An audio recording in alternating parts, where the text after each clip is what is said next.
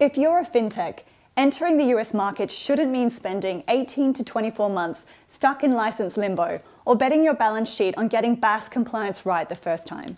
With the sponsor bank model, non-US fintechs can be live in about 3 months, and US community banks can unlock new fee income without inviting regulatory blowback. To unpack how that works in practice and what happens when banks get it wrong, I'm joined by Erin DeWitt, partner at De-Risk Partners and a US licensing expert. Welcome, Erin. Thank you for joining us. Thank you so much for having me. It's really exciting to be here. Well, it's a pleasure to have you, Erin. So, Erin, if you're a bank looking to launch a new BaaS offering or third-party lending program, how critical is it to get risk management and compliance dialed in on the front end? So that's a great question, and I want to gauge it for people to understand what do we mean when we say the front end? What does that include? And so the first couple components I look at when I think of front end compliance for BaaS, number one is the program governance structure for the program. And so what does that include, and is there defined accountability in it? It also looks at your third-party risk management governance. It's going to look at your risk appetite as well as your thresholds and make sure those are done before the contract signing. It'll look at your consumer compliance issues, which would be both the fair lending as well as UDAP. And the newbie to the game for what people are regulators are looking at is really kind of what is your ejection button too. If you want to get out of it, how do you unwind it? So what is the exit strategy or the contingency plan? So when I look at the front end of how important it is to get that, those are the components I look at. And I'm probably going to say this more than once in this interview, but risk and compliance, to answer your question, is the single most important determinant to determine if BaaS stays alive long enough to become profitable. So those risk and compliance are the key drivers to determine how long BaaS is going to be in existence for you. So we all are in it to win it, for sure. And there are a lot of exciting components to BaaS, but the infrastructure up front is one of those key components. The regulatory environment has definitely changed dramatically with the new administration. BaaS is no longer a hard no with the three key regulators, who would be the Federal Reserve, the FDIC, and the OCC. However, the mantra is still the same. The sponsoring bank, the partnership bank, is accountable, fully accountable, for all of the behavior or conduct of their fintech partners. So in some way, shape, or form, your bank charter can be on the line for some serious infractions. The other part of it, when we talk about risk in this space, is TPRM. So when we think of BaaS, we always go straight to BSA AML, but also TPRM, third-party risk management, is key here. It is table stakes. It's no longer optional. There's interagency guidance as well as specific guidance from the FDIC on expectations. And really what they're driving at is they want a robust due diligence before the onboarding of these customers, not when the problems arise. So again, risk and compliance is the most important determinant and the livelihood of the BaaS program. We can really see that the importance of getting that right. Can you build a plane while it's flying? Learn your way into it, so to speak. And what happens if you underbuild and the regulators come in later with an enforcement action? So can you build it and fly it on the same time? The answer is a low-hanging fruit. Yes, it's quite capable. You can do it. Is it a winning strategy? My experience, the answer is absolutely no. And if I was about to enter into the program, one of the things that most executives do is they look at people and their lessons learned. So there are many notable cases over the past few years of people that have tried to build it and fly it at the same time as they were chasing their revenue.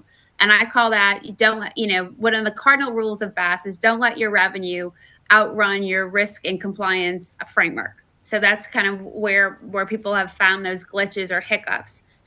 There is a core problem with BaaS, and that is on day one, you inherit your partner's customer base, you inherit their compliance gaps, and you also inherit their transaction volumes, and you inherit it on day one immediately. So whatever you're getting, you have to deal with on day one. So which makes it very difficult to build and fly at the same time.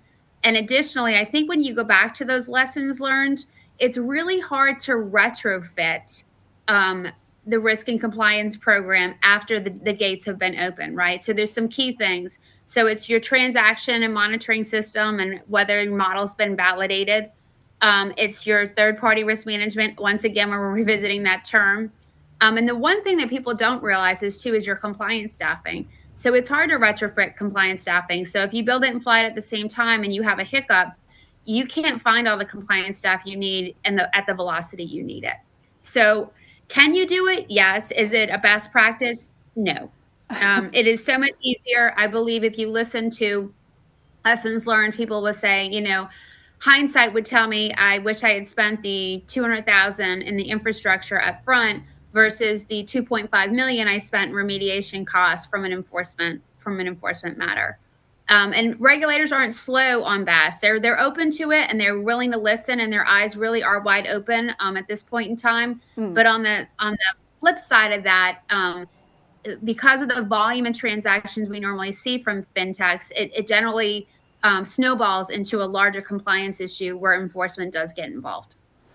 That absolutely makes sense, and you can see the significance of getting it right from the start, because that difference in cost is pretty extreme.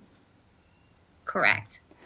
So when a bank receives an enforcement action, the costs associated with remediation, they typically pile up quite quickly, and the resources, they're diverted to cleanup efforts at the expense of business' growth. Partner banks in this situation, they often decide to make cuts to their partnership business to offload that risk until the regulatory fires die down. So what does this typically mean for the bank's bottom line? It is a hardship for the bottom line. It's twofold. So once you cut your fintech partner, your non-interest income takes a hit, right? So what we get from BAS, what are the advantages to the bank in engaging in this activity is you see a revenue stream from your non-interest income. You also see liquidity. Fintechs generally bring sizable deposits to the game, which are very helpful. So you're going to lose that revenue stream and some of your liquidity that you initially had at the same time where you're spending money.